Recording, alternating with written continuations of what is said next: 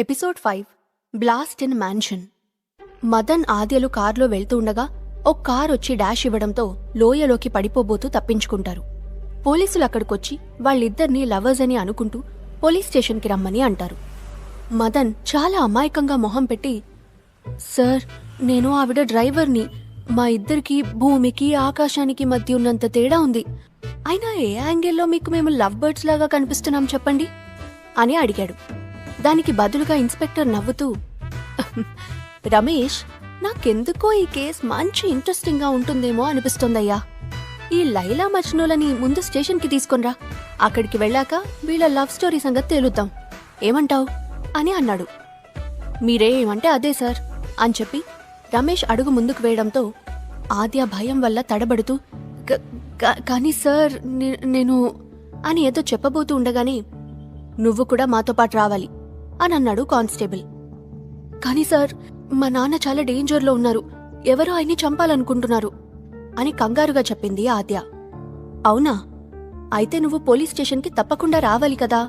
అక్కడికొచ్చి ఒక FIR file చేయి. మీ నాన్నని జాగ్రత్తగా చూసుకునే బాధ్యత మాది. ఇక మాట్లాడింది చాలు కానీ ముందు జీపెక్కండి అని గంభీరంగా చెప్పాడు ఇన్స్పెక్టర్. ఆ సిట్యువేషన్ నుంచి ఎలా బయటపడాలో ఆద్యకి అర్థం కాక ఇన్స్పెక్టర్ వైపు కోపంగా చూస్తూ, అసలు నేనెవరో మీకు తెలుసా? నన్ను పోలీస్ స్టేషన్కి తీసుకువెళ్లేంత దమ్ముందా మీలో? నేను ఆద్యా చౌహాన్ని, బిజినెస్ టైకూన్ ధనుంజయ్ గారి ఒక్కగానొక్క కూతుర్ని. మీరు ఇలానే ఎక్కువ చేశారంటే జాబ్లో నుంచి సస్పెండ్ చేయిస్తాను అని వార్నింగ్ ఇచ్చింది. అవునా? నువ్వు చౌహాన్ సార్ వాళ్ళ అమ్మాయివా? అయితే నేను మహారాష్ట్ర సీఎం ఏక్నాథ్ షిండేనిలే అని పాలిటీషియన్ లాగా నటిస్తూ మాట్లాడాడు కానిస్టేబుల్. అది చూసిన ఇన్స్పెక్టర్కి నవ్వొచ్చింది. మరోవైపు మదన్ వాళ్ల నుంచి ఎలా తప్పించుకోవాలా అని ఐడియా కోసం ఆలోచిస్తూ ఉన్నాడు. మేడం, మీరు పోలీస్ స్టేషన్కి రాక తప్పదు.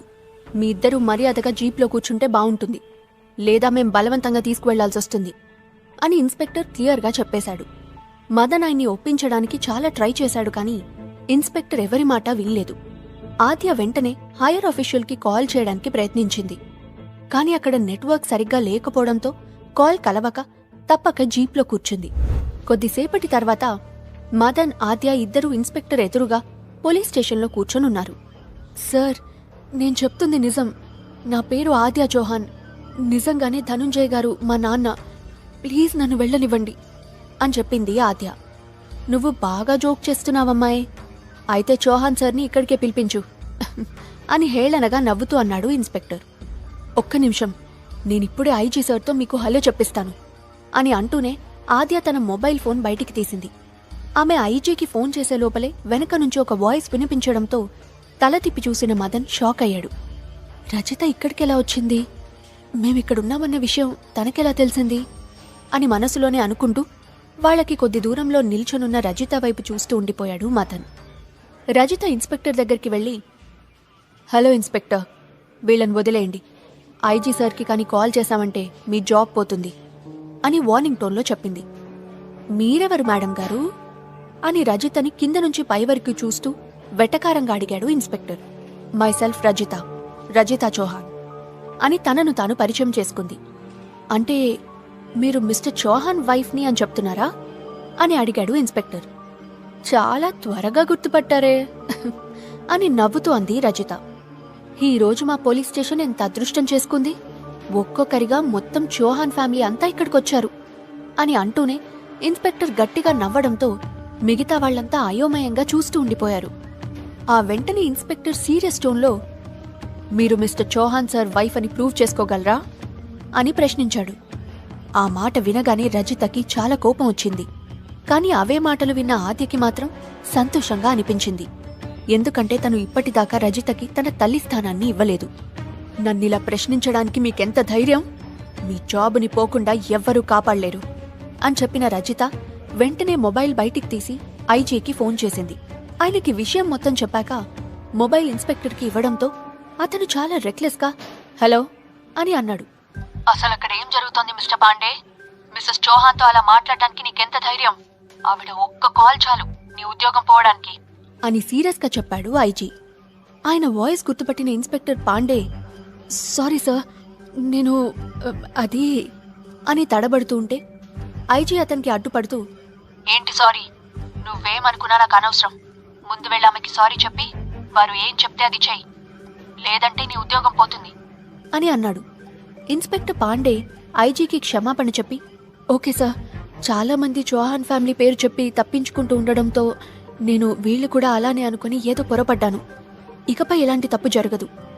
ఐఎమ్ ఎక్స్ట్రీమ్లీ సారీ సార్ అని అన్నాడు. ముందు మేడం గారికి సారీ చెప్పు అని తన మాటలు రిపీట్ చేశాడు ఐజీ. ఇన్స్పెక్టర్ సరే అని చెప్పడంతో ఐజీ ఫోన్ కట్ చేశాడు. ఇన్స్పెక్టర్ ఫోన్ పెట్టేసిన వెంటనే రజితకి క్షమాపణ చెప్పాడు. కానీ ఆమెకి ఇంకా కోపంగానే ఉండడంతో, నమ్మకం లేకపోతే చెప్పండి, నా దగ్గర వేరే ప్రూఫ్స్ కూడా ఉన్నాయి అని వెటకారంగా అంది. సారీ మేడం, దయచేసి ఒక్కసారికి క్షమించండి అని వేడుకున్నాడు ఇన్స్పెక్టర్. రజిత కోపంగా మళ్ళీ ఏదో మాట్లాడబోతుండగా, వదిలేండి మేడం, మనిషి అన్నాక తప్పులు సహజం కదా, ఈసారి నుంచి జాగ్రత్తగా ఉంటాడులే అని మధ్యలో మాట్లాడాడు మదన్. సరే, ఇక నేను వీళ్ళిద్దరినీ తీసుకుని వెళ్ళొచ్చా, లేదా ఏదైనా ఫామ్ ఫిల్ చేయాలా అని అడిగింది రజిత. ఇన్స్పెక్టర్ నుదిటిన పట్టిన చెమటం తుడుచుకుంటూ, తీసుకుని వెళ్ళొచ్చు మేడం అని వినయంగా చెప్పడంతో మదన్, ఆద్య పైకి లేచారు. ఆద్య, మదన్కి కూడా ఇన్స్పెక్టర్ క్షమాపణ చెప్పాక అందరూ పోలీస్ స్టేషన్ నుంచి బయటికొచ్చారు. కాని రజిత ఎందుకో మదన్ వైపు వింతగా చూస్తూంది. మరోవైపు మదన్కి రజిత సరైన టైంకి పోలీస్ స్టేషన్కి ఎలా వచ్చిందో అర్థం కాక ఆలోచిస్తూ ఉన్నాడు.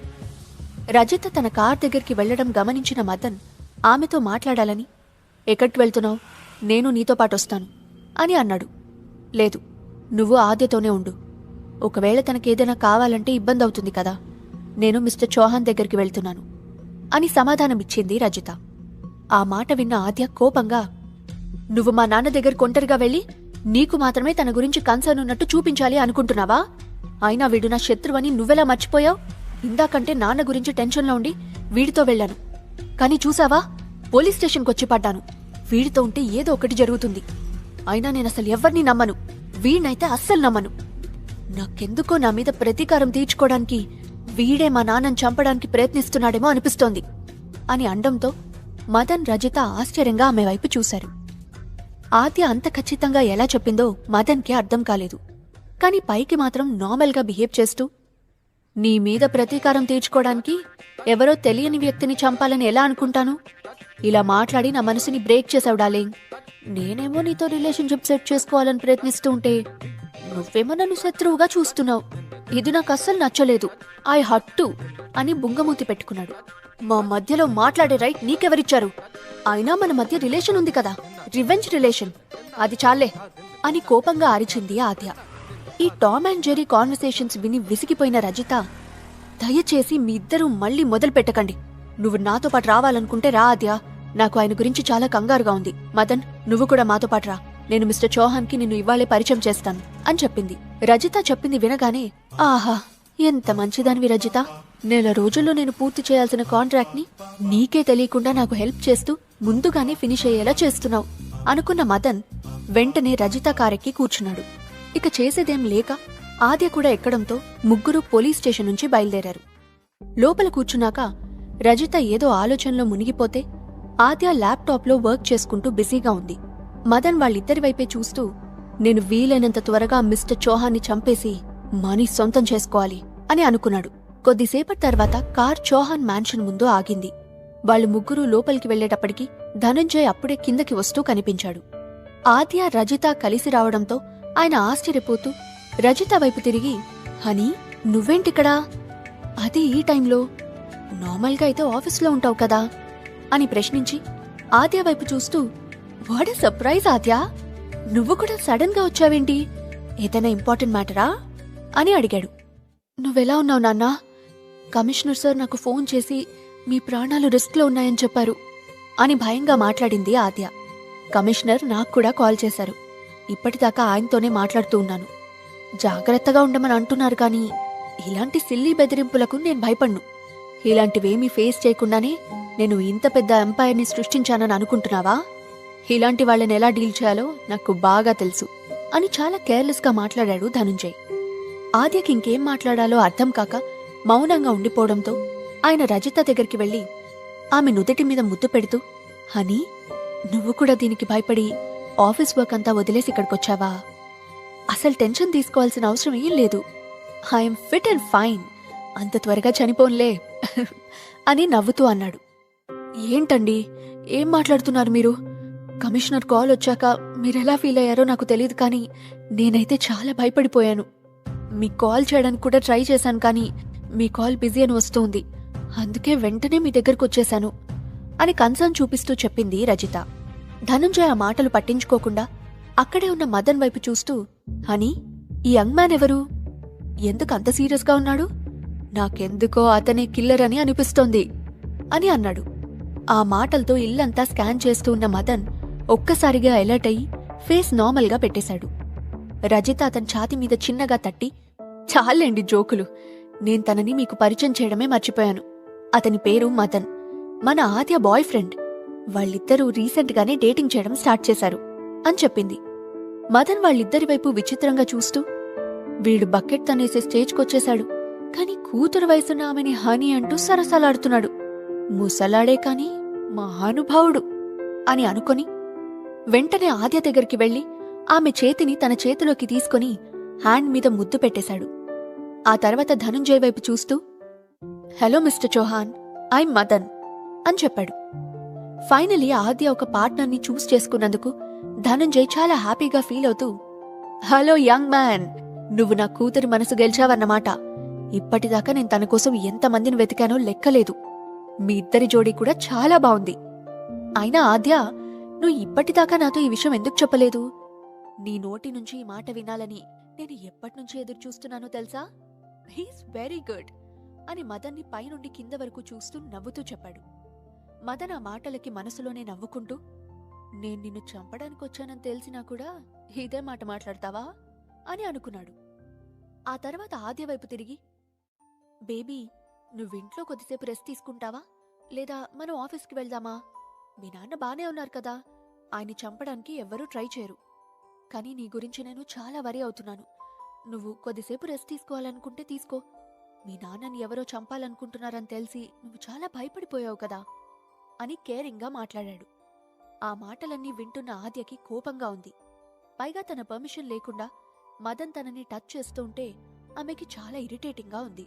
కానీ ధనంజయ్ ముందు నటించక తప్పదు కాబట్టి బలవంతంగా నవ్వుతూ, లేదు, నేనేమీ అలసిపోలేదు, చాలా వర్క్ పెండింగ్ ఉంది, సో నేను ఆఫీస్కి వెళ్లాలనుకుంటున్నాను అని చెప్తూనే నెమ్మదిగా తన చేతిని విడిపించుకునే ప్రయత్నం చేసింది. కాని మదన్ మాత్రం ఆమె చేతిని అస్సలు వదలడం లేదు. అది చూసిన ధనుంజయ్ నవ్వుకొని రజిత వైపు చూసి, హనీ, ఈరోజు నేను చాలా హ్యాపీగా ఉన్నాను. ఫైనలీ నా కూతురికి ఒక పార్ట్నర్ దొరికేశారు. వాళ్ళిద్దరి జోడీ చాలా బాగుంది కదా అని అడిగాడు. అవును మిస్టర్ చౌహాన్, మన ఆద్య చాలా lucky, Madan is a good boy అని నవ్వుతూ చెప్పింది రజిత. వాళ్ళు ఇలా మాట్లాడుకుంటూ ఉండగానే ఒక కొరియర్ బాయ్ పార్సల్ ఇచ్చి వెళ్లడంతో సర్వెంట్ దాన్ని లోపలికి తీసుకొనొచ్చి టేబుల్ మీద పెడుతూ, పార్సల్ ఇప్పుడే వచ్చిందని చెప్పాడు. ధనుంజయ్ సరే అని అదేంటో ఓపెన్ చేయడానికి టేబుల్ దగ్గరికి వెళ్ళాడు. నో మిస్టర్ చౌహాన్, ఆ పార్సల్ ముట్టుకోవద్దు అని గట్టిగా అరుస్తూ ధనుంజయ్ని ఆ పార్సల్కి దూరంగా జరగమని అంటున్నాడు మదన్. సరిగ్గా అప్పుడే పెద్ద సౌండ్తో ఆ ఇంట్లో ఒక బ్లాస్ట్ జరిగింది. ఈ బ్లాస్ట్లో ఎవరైనా ప్రాణాలు కోల్పోయారా? చౌహాన్ని చంపాలనుకుంటున్న మదన్ ప్రాణాలు కూడా ఇప్పుడు రిస్క్లో పడ్డాయా?